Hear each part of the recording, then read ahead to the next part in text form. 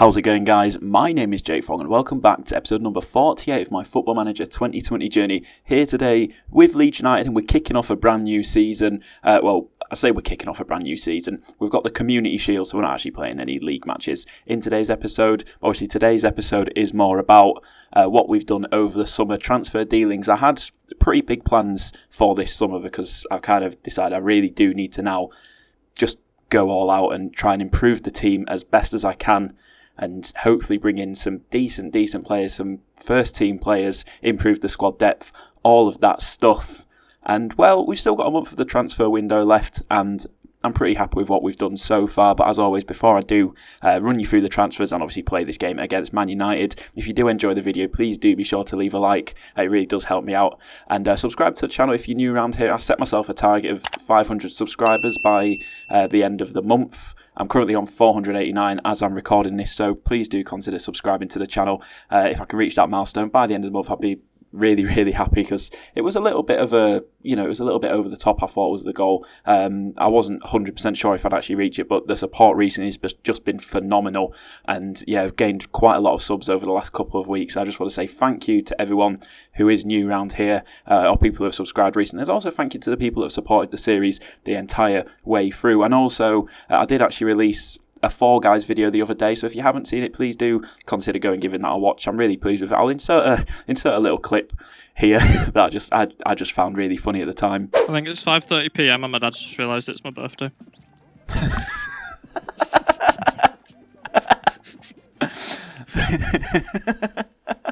Poor Alex. But anyway, enough waffling. This has been far too long of an intro. Let's quickly run you through the transfers. Okay, so the first player that we've signed, I actually agreed this one a while ago. I think I mentioned it in a video because you just look here.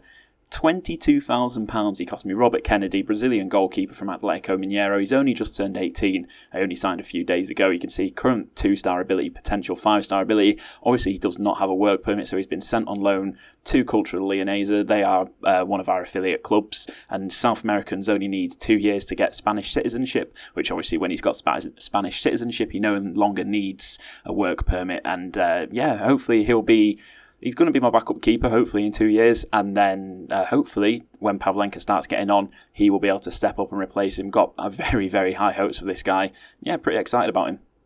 And again, another kid that we agreed to sign previously, Mahmoud Hassan. He's a 2.5-star right back with, I believe, 5-star potential. He's gone out on loan to LSK Lodz. They're a Polish club. You only need 3 years in Poland to get nationality. They are one of our affiliates. They are our affiliate for getting players work permits. And yeah, signed him for £800,000. So hopefully this guy, obviously once he gets his work permit, he's already part of the Egyptian national team. But they might just be good enough actually to whatever it's. So you need to be. I think national teams need to be a certain ranking, and then when they play a certain percentage of the games, then they can qualify for a work permit. And obviously he has broken into the Egyptian national team at 18 years old, so that just kind of shows how good he is. Obviously Egypt, not the best, but he is a very good player. Very excited to see how he develops, and hopefully he can get that work permit sooner rather than later. And if not, well, he's going to be at LSK Lodz for 3 years. Then the next signing that we have made, this guy didn't need a work permit, but we have sent him out on loan. It's Thiago Godinho, 19-year-old Portuguese central midfielder. He looks pretty decent. He's got, I believe, 4.5-star potential. He could probably just about slot into the first team now as kind of like a backup rotational player as needed, but I decided he wouldn't get the minutes that he'd need to develop, so I've sent him out on loan. You can see he's signing for 6.25 million, and he's going to be playing in Serie A. Hopefully he'll be playing regularly for Virtus Centre. But yeah, really pleased with this guy. Obviously I probably won't use him. Well, obviously I won't use him this season because he's out on loan. Whether or not I'll use him next season, well, I'll just have to see how he develops, but I'll keep a close eye on him, and hopefully he'll become a decent player. And now into the signings that are actually going to be part of our first team. And first up is Alessandro Bastoni, signed from Inter Milan for 13.25 million. A bit of a bargain, if I do say so myself. He's just another rotation option for centre-back. We only really had like 3 centre-backs I used last season, so I wanted to get in another one. He looks great as a ball-playing defender. Decent stats, or attributes should I say, 14 passing, and all round just looks like a very decent player. He was on the transfer list, so I got him at a pretty decent deal. As you can see, he's valued at 25.5 million, so yeah, I reckon that this guy, he'll probably be my first choice centre-back alongside Franceschi for the season, but we'll just have to wait and see.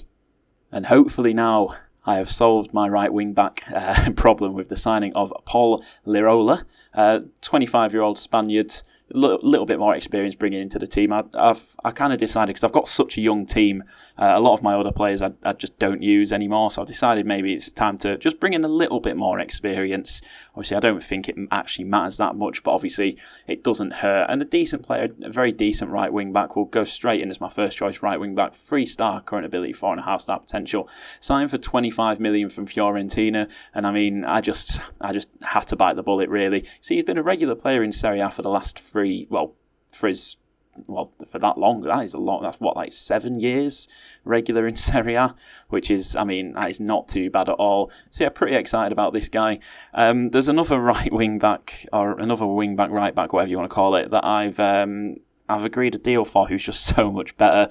But you might not get a work permit, and I'll just show you him in just a second. Well, actually, just a second. I'll show you him now. Why not? So this is him, Diego Barrientos. He's so good. He is so good. And right, the deal that we've agreed, £6 million. Obviously, the problem is he's not going to get a work permit. Or he might get a work permit because we've had to offer him a massive wage because that's what he wanted.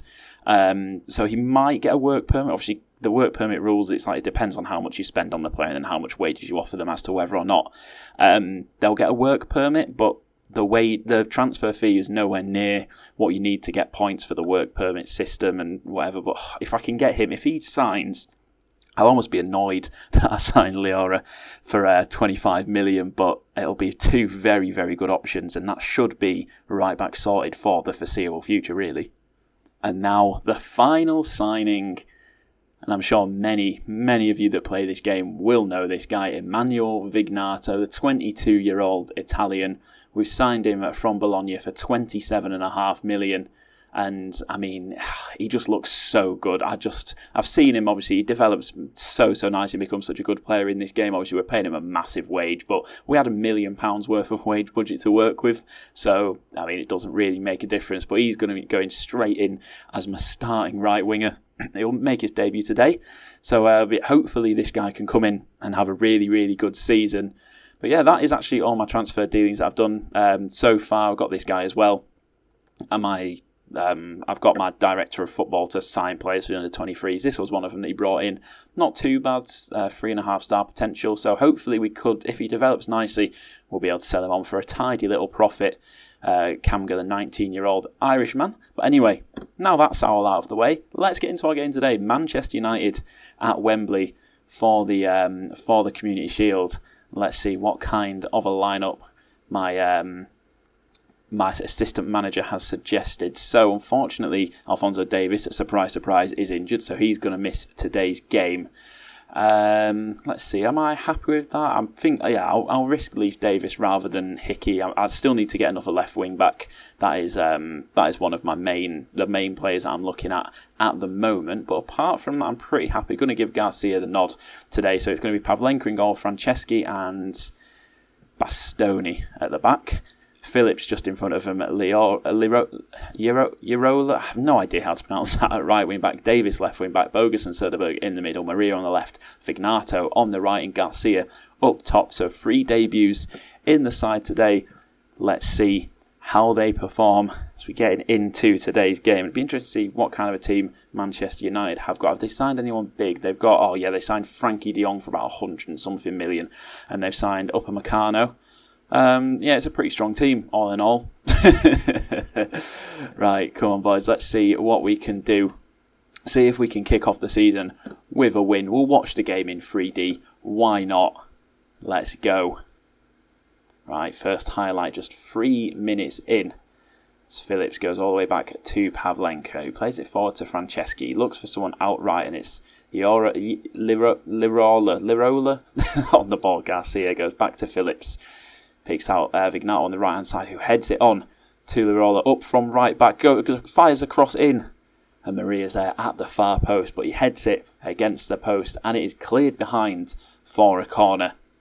who's going to go to take it. It's going to be Soderberg to take, plays it in, headed clear. Franceschi picks up the loose ball back to Soderberg, tries to find a man in the middle, but it's headed clear, and that is going to be the end of the highlight. But as one highlight ends, another one begins as Bogus on the ball. Davis slotting in for Davies, Garcia, Maria. And that is a poor ball, and Dion clears it, but there's no Man United players forward as Bastoni picks it up, dumps it off to Franceschi, plays it forward to Phillips. That's a fantastic ball to Davis down the left-hand side. Can he find a man in the middle? Picks out Garcia, shot is blocked, but Garcia gets it back. Maria plays it to the far post of the roller, and it is headed clear. Now Manchester United with a free kick. SMS on the ball goes back to Bernat, the left back, and now Correa's in loads of space. That is poor marking. Rashford gets the header away, but it goes wide of the goal, and the first attempt that we have seen from Manchester United in this game. But so far, so good. We're playing pretty well. Look at that possession, 73% possession for us. And so far we have come to play. I don't think we've won the Community Shield yet. Have we won it? No, I think we've lost it both times we played it. I think Liverpool beat us. I think Liverpool absolutely destroyed us last season. Or was it? I can't remember. But yeah, we've not won the Community Shield yet. So I definitely would like to get my hands on it at some point. Obviously, we've been in it now for this is the third time in a row because, well, we're 3-time FA Cup winners. Can we make it 4 times this year? It's Davis coming down the left-hand side, plays it into the middle. Soderberg, it's a poor cross as Rashford heads it clear.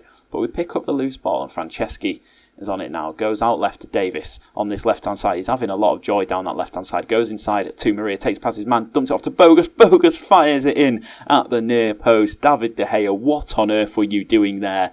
I mean, that was that was disgraceful goalkeeping, wasn't it? Absolutely shocking as well. Watch the replay back again and just keep your eyes on David De Gea. He just kind of sits down and watches the ball fly past his near post there. I mean, that is shocking. If he just stood up, if he just literally stood where he was, that ball would have just bounced off him and wouldn't have found its way into the back of the net. But we've taken a lead against our rival. It's always nice to beat Manchester United, so hopefully we can hold on now. Soderberg plays it off to Phillips, and his strike from the edge of the box goes over the bar. And Phillips is actually my new captain now as well. I've loaned out Liam Cooper because I wasn't playing him and he wanted to leave on loan. So I've loaned him out. I think he's gone to Sheffield United or something. And obviously he was the captain before and Phillips was the vice captain. So Phillips is now the club captain. You love to see it. As Rashford's got the boys one-on-one. Great save from Pavlenka to tip it round the post. You love to see that. And then from the resulting corner, Correa is going to be playing it in. He plays it in. Pavlenka, great claim. And nothing comes of the corner. Just 5 minutes left to go in this first half. I was going to say we're going to go in level, but Bruno Fernandes is stood over a free kick straight into the wall. But it bounced back to Rashford. He's got room to run. That's another great save from Pavlenka. Bernat picks up the loose ball, but Franceschi takes it off him, clears the ball away. Highlight ends, and half-time is here. After such a strong start from us, Man United definitely managed to claw their way back into that game just a little bit, but we still had 67% possession of the ball. I'm just going to tell them to not get complacent. Don't get complacent out there. Why can't I speak today? Bloody hell. Pavlenka in goal on a 7. You know he's having a good game when a goalkeeper has a 7 rating. A 7! A bloody 7. Oh, as the first highlight of this second half, just a couple of minutes in, and it's Man United playing it out from the back. Upamecano plays it forwards to Bruno Fernandes, and that's a nice ball through to Correa. And has Pavlenka saved that as well? Oh my goodness, has he got fingertips on that and tipped that onto the crossbar? What a save if he has. But it's another great opportunity for Man United that they could not convert. The corner comes in. And it goes all the way through to Franceschi, who lumps it forward. Now Garcia's got a little bit of room to run. Can he take it past his man? He can. He's one-on-one with De Gea. Oh, it's a good save from De Gea, getting down low to his bottom left. Look at that, Pavlenka on a 7.2. Things are going well for him, as we're still dominating possession here. But the chances that we're seeing are definitely more in Man United's favour at the moment. They're doing well with the limited possession that they've had as Dembele cuts inside. And it's another good save from Pavlenka. So he somehow tips it up and round. And then it's Correa once again to take the Man United corner, plays it in. Bastoni's there at the near post. And Vignato picks it up. We've not seen much of Vignato so far on his debut. And now maybe are we going to see something? He's driving forward with it. But he goes back to Phillips. That's a great ball to Lirola down this right-hand side. Can he find Garcia in the middle? Goes back to Vignato. Maria at the far post. It's headed clear. And that is where the highlight does end, as Söderberg is not having a good game at all there on a 6.5. I think it's time to make a little bit of a change. Let's get Alfie McCalmont in as that box-to-box midfielder. And then we'll get Galeno on the left-hand side. Just keep the players fresh. Get some fresh legs out there. Just gives Man United something more to think about, as Vignato's on the ball here. Nearly loses it, but he wins it back, dumps it forward to Lirola. Can he get past his man? Can he find someone in the middle? Pulls it back to Vignato. Plays it in Garcia. And it's saved by David De Gea. It's a poor finish in the end, but a decent save from De Gea. With just 20 minutes left in this game, Manchester United on the attack. It's a great tackle from Phillips, who clears it forward. But there's no one there. Manchester United recycle possession as Milinkovic-Savic has a great ball to Diego Dalot up from right back. And it's another save for Pavlenka. He's having the game of his life here. As the highlight is actually going to continue as he rolls it behind Bastoni, who plays it forward to Calvin Phillips, the roller, to McCalmont. Very nice little bit of play here. Goes long and over the top, but the ball is paused. Garcia, that's a fantastic tackle from the striker. As we regain possession, Lirola up on this right-hand side from right wing-back. Is he going to go alone? He pulls it back to Garcia and he could not miss. And just like that, with 20 minutes remaining in the game, Leandro Garcia puts us 2-0 up. The most dangerous lead in football. But you love to see it. Got a little bit more of a cushion now. And well, it's just nice to see after all the pressure that Man United have been putting us under, that we managed to get ourselves another goal, strengthen our position in the match. And with 10 minutes left, Man United surely are going to start throwing bodies forward now as they brought on Tielemans, Sancho and Martial. It must be a slightly weakened team if they're able to bring on bloody Jadon Sancho off the bench. But Lirola's driving forward. Can we add a third? And Tielemans fouls Lirola, and we've got a penalty. Vignato is going to be stepping up on his debut. And can he mark his debut with a goal? Yes, he can. Fires it into that bottom corner. And just like that, we are 3-0 up. And surely that's the game now. Surely we've won it. As we'll watch it back again. Why not? That's a great penalty right into the bottom corner. And there's very little time left. Are we going to add a fourth? Is it going to be an absolute demolition job? As the clearance only goes as far as Phillips, and Galeno on it now. Is he going to use Davis? Yes, he is on this left-hand side. Can he take it past his man? It's a great ball through to Galeno. He smashed it against the post. Vignato is there to follow up with the rebound. The right place, the right time. And there we go. His second goal of the game. And what a debut he is having. It's probably going to be a man-of-the-match performance from him. But in my eyes, Pavlenka deserves man of the match. You can see there, he's lucky in the way that the ball falls to him, but he could not miss from there. Vignato on a 9.3. You love to see it. We've lifted the trophy. 4-0 win against Manchester United. What better way to do it, especially against them bitter rivals. Vignato, like I said, man of the match. Pavlenka with a 7.8. My goodness, unbelievable stuff. I'm very happy with the performance out there. Enjoy your success, lads. 4-0 win. Incredible stuff. Solskjaer's fuming after the hammering. Medals for the FA Community Shield win. And Vignato on for Southgate spotted at Wembley. Is he the England manager? Casting an eye over Calvin Phillips. You love to see it. You absolutely love to see it. And I would end the episode here, but I think the work permit decision for that right back that I showed you is up next. So I'll see. I suppose you won't get it, but if I appeal it, I'll see when the appeal is, and then I'll show you it if it's not too far away. I'll probably just show you it anyway. Why not? Right. Unsurprisingly, because he's not played enough recent international games for his country, the work permit application has been rejected. We will appeal it, and when will we get it? It'll be made on Saturday, the 12th of August. Bloody hell, I've got so long to wait.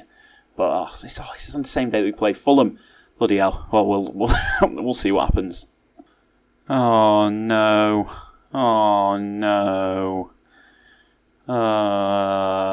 It's been rejected. I'm so upset.